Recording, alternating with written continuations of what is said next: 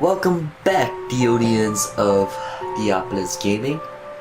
We are back with part 12 of Scratches.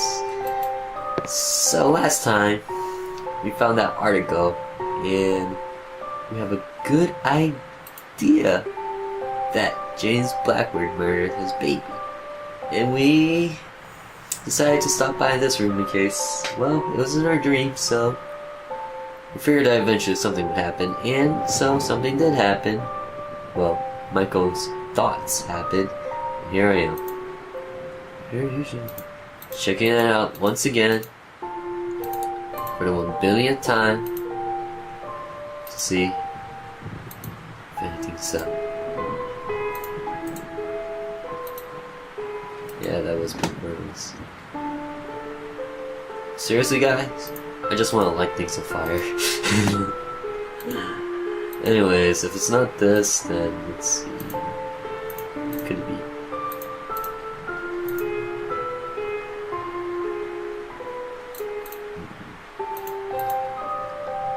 Damn it, stop looking at that.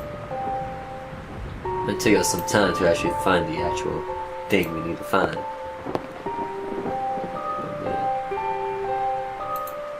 So, until I actually find it, let's do a little bit of a recap.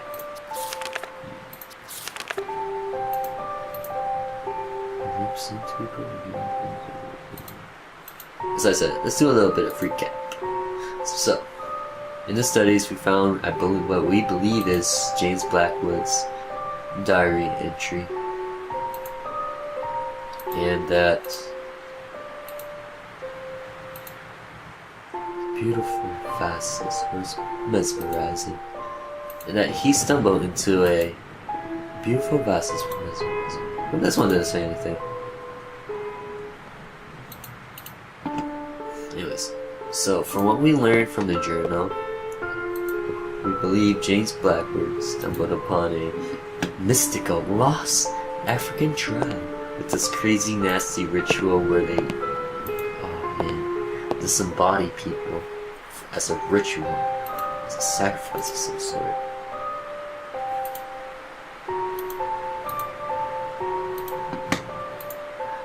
And now we know that Blackwood murdered both his wife and his baby. It's gotta be connected somehow, right?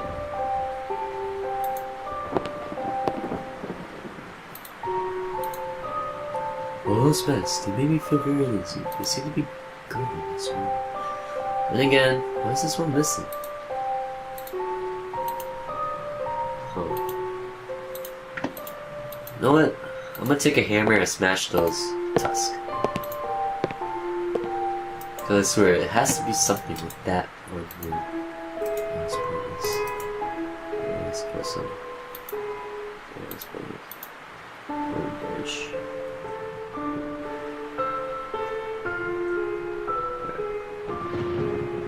Well, it doesn't seem like I can find it, so as usual, BRB.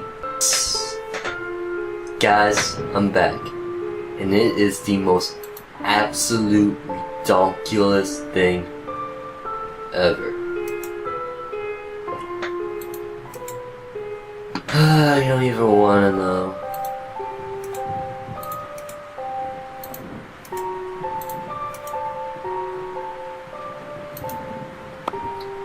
Right there.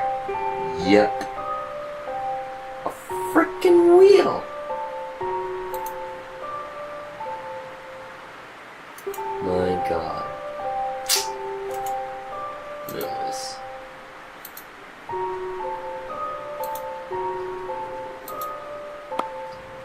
Ah, my god, my god, my god. Panel had been concealing a couple of wheels. Okay. So I'm guessing that's what the oil's for, huh? Greasing it up a little. Yeah! As it turns out, yeah!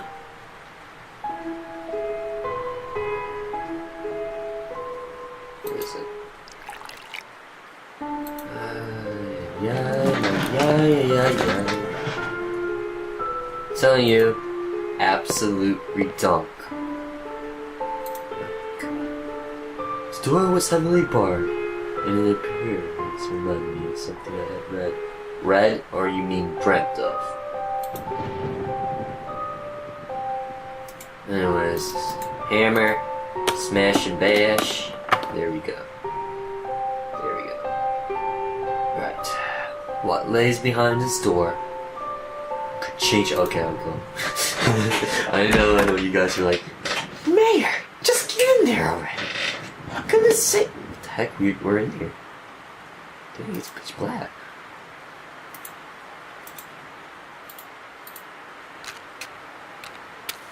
Hello? Hello? Oh my god. I don't even know why that startled me so much. God.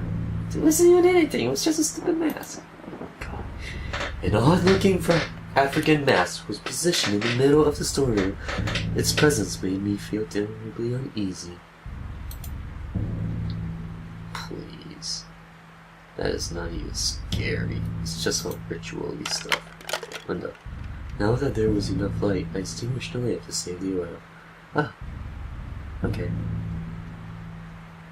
So what's all this about? Get ready, TheOdians. So we got a lot of reading to do.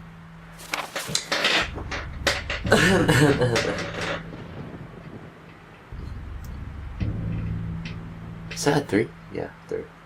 July 3rd. My recent researches on the Downward have shed some light upon their terrible activities.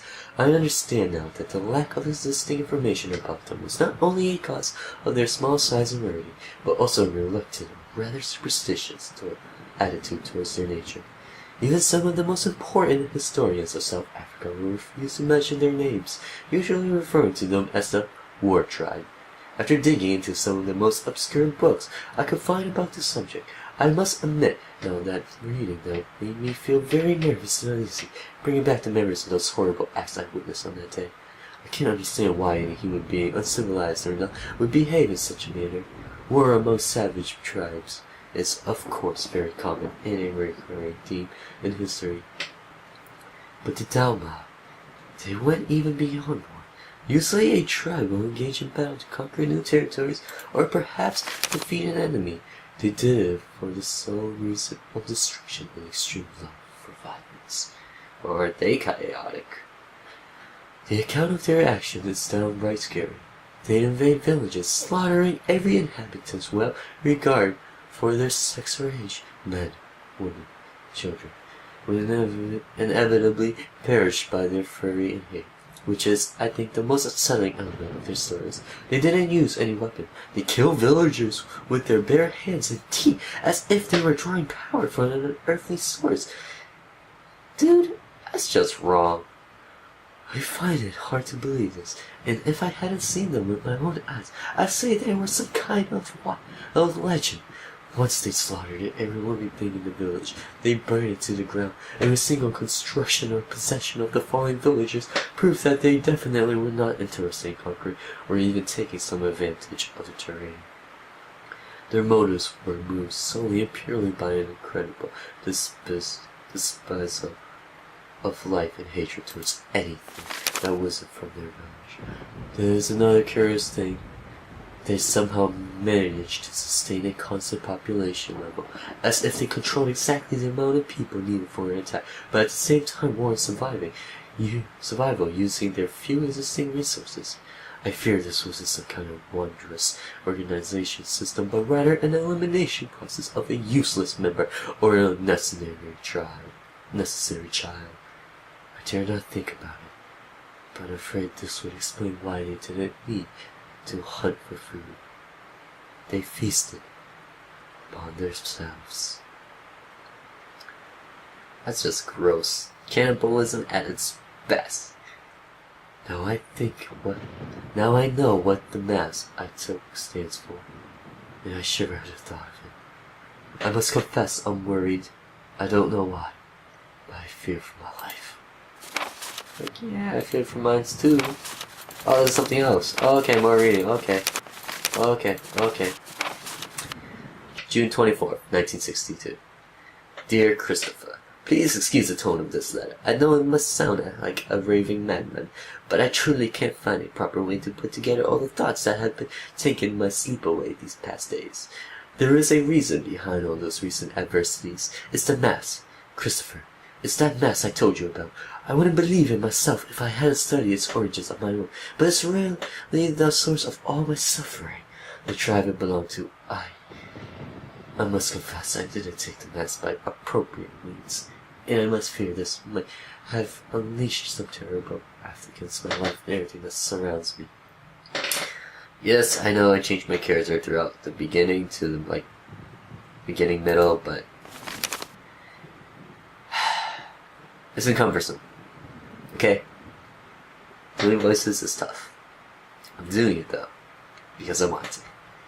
And I actually find it kind of fun. Anyways, let's continue. It's been over a year ago since I witnessed the most outrageous acts of violence that not even in my worst nightmares could I have imagined, and the mass was the epicenter of it all. What I was thinking of when I took it is beyond me. It was probably a vicious streak of greed, but I can see clearly now. It represents evil, and I'm truly convinced this evil can somehow take shape and punish those who have disgraced it. I did, and now I must face the consequences. I will take some more time to investigate this. I might even go back to South Africa to seek help, although something tells me not even returning the mask would do any good.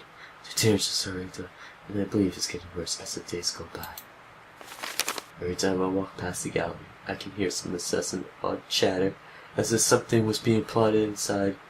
And those voices, Christopher, they seem to be angry. Please, help me. Come see me as soon as you can. James. Oh, and Chris is the doctor. Okay. That makes sense now. Okay. So, I think that's it for this room. And slowly, the mystery of this mansion. Actually, not even slowly. It's kind of quickly coming all together, all at once. Like a big punch in the face. Well, that's an awkward one. See things.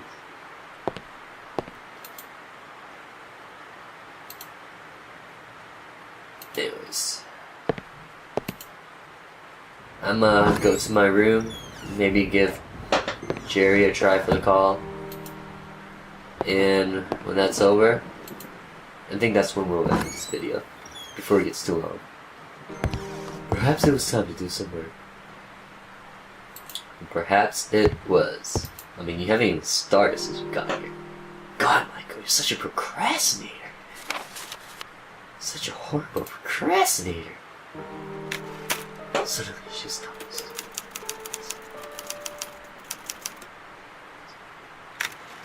If you're wondering, yes, I can actually read it.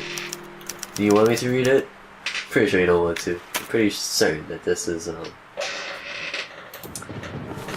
Okay. Okay. I'll read this and then we're gonna have to say our farewells till next time, citizens. I'll read this in my normal TheOdie voice. By the way, I covered sort of covered. I suffered sort of a frog in my throat, so excuse my reading for the time being. Suddenly, she stopped and stood there, paralyzed, hesitant to give any credit to what her eyes were seeing, and completely unaware of the potential dangerous situation. Surprisingly, there wasn't anything unusual or strange about the event. Little Kathy was hastily crossing the living room towards the huge oak door, her fancy black dress fluttering at every footstep. As the girl reached the door, she turned to look back at Marianne and urged her with a whisper to hurry up. Which will also explain my stuttering, sorry. But Marianne wasn't seeing Kathy. Her memories haunted her back. Let me try that again. Let me try that one more time. But Marianne wasn't seeing Kathy. Her memories haunted her back in displaced reality, giving room to the nightmarish vision she had spent months trying to forget ever since her first visit to the old house. In her dream, she saw the little girl, also wearing a black dress, emerging from a passageway hidden in a room. She never actually managed to glimpse where the passageway was, only saw the girl running towards her, her small face contorted in a horrible grimace. Miriam quickly realized it was a twisted version of the Kathy she knew later, as if her figure was then distorted by the veil of her smoke. Her exact movements through the room, reaching for the knob, facing her back, those were too many coincidences to ignore. It wasn't a nightmare that she experienced today, nor a ghost. Something she refused to believe in, but was not willing to blindly embrace as the truth, given the shocking vividness of the vision. A ghost would come from the past, which she assumed came from the... Her thoughts were interrupted as a figure behind her cast a shadow across the doorstep. "You filthy liar, you betrayed me," heard a deep voice. The discoveries I had made in the house were too sad to stop now. I thought that maybe I could investigate for it today and return to it tomorrow. Okay, citizens. This is what? The ending. Have to come up with a suitable ending. The final twist was the most celebrated aspect of V for Mom. I'm assuming that's what VT stands for. They will tear me apart if I don't pull it off. Another thing like that. But how? No, he actually typed his thoughts out. Crazy. I'm telling you guys, Michael's not only a vampire, he's crazy. He's crayfish. Crayfish to the max. I went to the point where Steve goes mad. She was confused. The visions are becoming real. So now we know for sure there's a supernatural element in the story. Wait, is that really so? Question is, does it have anything to do with creepy old lady or not? Would it be too obvious if her powers were real after all? Big question. Would people accept it if the solution to the story is unreal? Damn. Why am I trying to please everybody here? Personally, I like realistic ending. Unrealistic ending is my thing. What you guys? Let me know what you think in the descriptions below. On the other hand, a realistic solution disguised as supernatural. Is that possible? They're expecting something like that. A real and probable outcome that's what they love. And VT, YT, whatever T. Bloody hell, this is driving me mad. Anyway, citizens, we spent the longest time on this video, perhaps, mainly because of that reading section at the end and in the middle.